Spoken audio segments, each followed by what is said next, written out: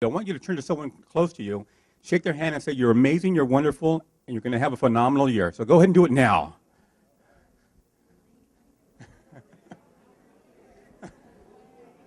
Oh, to me, thank you. You're amazing, you're wonderful, you're going to have a phenomenal year also. You are, what's your name? Ghislaine. Okay, pleasure, thank you. Okay, good. And you're still shaking hands, that's a good thing. My name is Mike Aguilar. I do training, workshops, and coaching around communication skills. And the focus and foundation of the training that I do is what I call subconscious communication, the effect body motion has, voice patterns, and language. And I also have a book that I wrote on networking, the art of networking. So I do workshops, coaching, and training all over the United States. Just last week I was in Houston at a convention. And so I'm always at these big events, networking and watching other people network. So what I want to do is share some tips and ideas that will help you grow your business, find clients, develop your business through networking and referrals. Is that a good idea? Yes or yes? Yes, okay. The tip that I wanted to share with you, that shaking hands and telling someone they're amazing, you're wonderful, and you're going to have a phenomenal year, that's what I wanted you to think about also when you're networking or in a leadership position. Experts say that part of that charisma that someone has, that magnetism, is based on them giving other people compliments.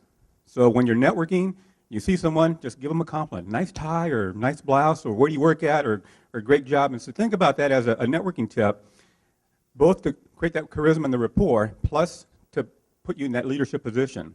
So that you're networking, as you're meeting people, what you want to be seen as more as a trusted advisor, not someone out there to get just a business, but someone that you can see this person as a resource.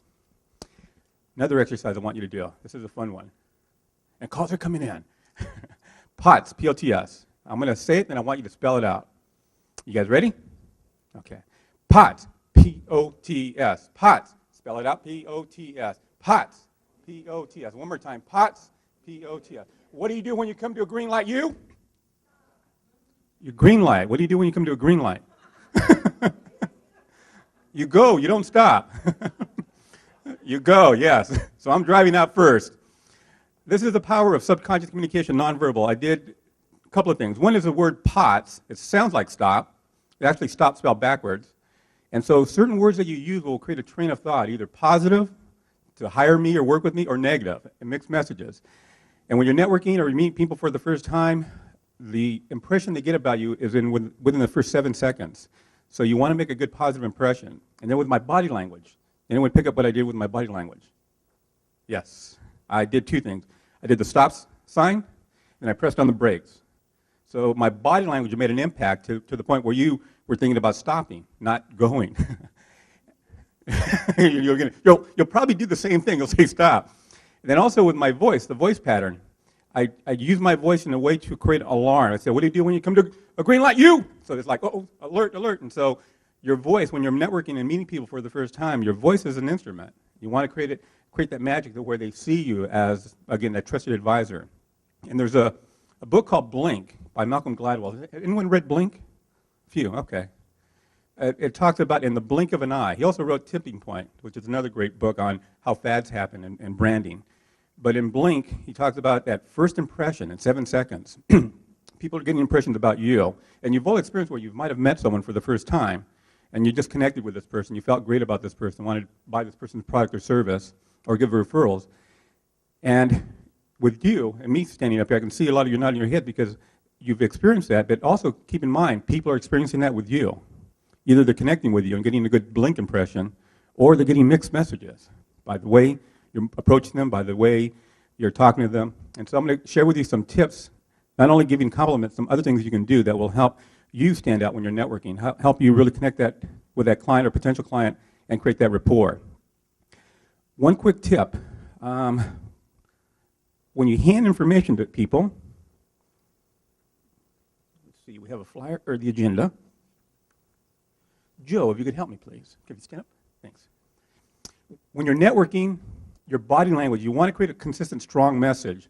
So when you meet someone for the first time, when you hand them information, hand it with value. Here you go. All right. Give Joe a hand. He's good. Thanks.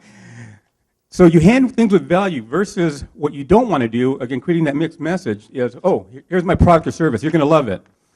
You're dangling it as if it's not that valuable. So you're creating, again, that body language message of, this is not that important. So when you're networking, hand the information with value. You don't have to do it this distinct. You can just slow it down, but hand it with value. And I see this a lot happening also, even with business cards. I see people at dinner tables, and they're just throwing their cards out like playing cards and creating that mixed message of, I'm really not that valuable, or my product or service is not that valuable. So you want to create a strong, consistent message. So when you're networking and you're giving them information, give the information with value. Slow it down and give it, and create that impression that this must be good information. And a classic example of that would be the Asian custom. When they give you a business card, they do it almost like a ceremony. 2 hands, and they'll bow and hand it to you. So you tend to want to receive it, and receive it with value and respect. And that's the other element on when you're networking. When someone hands you some information, their business card or a brochure, receive it with value. Don't get their business card or don't get the brochure and say, okay, thanks, and then just dangle it up. Because then you're creating a mixed message that you really don't respect them or the product or service. So when you receive information, when you're networking, receive it with value. And again, when you receive things with value, you are seen as someone that they can trust with their information. So that alone is really powerful. Just being able to connect with people, create that rapport, and then receive and give information with value. That good? Yes or yes? You hear an amen. When you meet someone for the first time, to create that good, strong link effect, that rapport, a quick tip that I want you to think about and use. When you meet someone and they introduce themselves and they say their name, you know, who is bad with remembering names in the room? Anyone? Okay, a few. Okay. So everyone else is okay with remembering names? No, okay. My name's Mike, to remind you guys. There's some techniques about names. Most of them are just to put conscious effort to remember a name. Either think about someone that they remind you of, or maybe, like me, Mike, I do workshops and training. Think of me holding a big microphone, something that will create more of that effort to remind you. Those are memory techniques. I'll share with you in a moment how to remember someone's name, but also what if you forget someone's name when you're networking. That happens often. But here's the magic behind remembering names or creating that rapport when you meet someone for the first time. Is when they introduce themselves, repeat their name back to them. Here's the magic.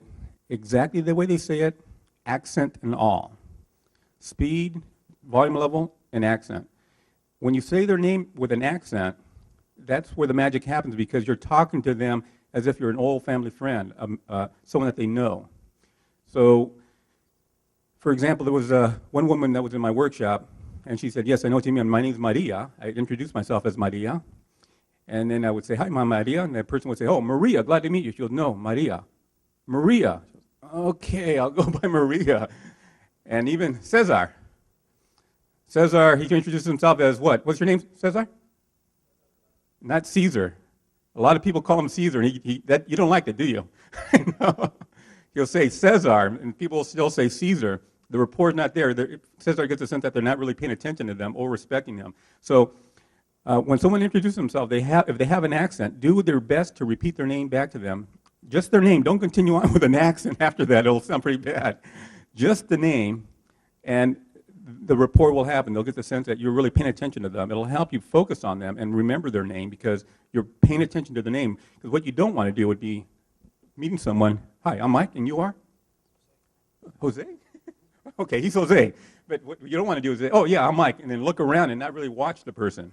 You want to watch them to hear how they say their name, focus on them, create that rapport. Because I've seen this happen, and you might have seen it too, where you meet someone and they're talking to you and they're not really looking at you. So the rapport is not there. So when you're paying attention to wanting to remember the name, then you're really focusing on that person. And if you can, repeat their name back to them twice. Meaning, hi, I'm Mike, you're Joe. Oh, glad to meet you, Joe. And then if they don't have an accent, just think about the volume level and tonality. Meaning, someone may say their name softly. Hi, I'm Mary. Oh, hi, Mary. You don't want to say, oh, hi, Mary, because you're such a drastic difference. They're going to notice a difference. And so repeat their name back to them as close as you can with accent, if they have an accent, and tonality or speed or volume of their name. That make sense?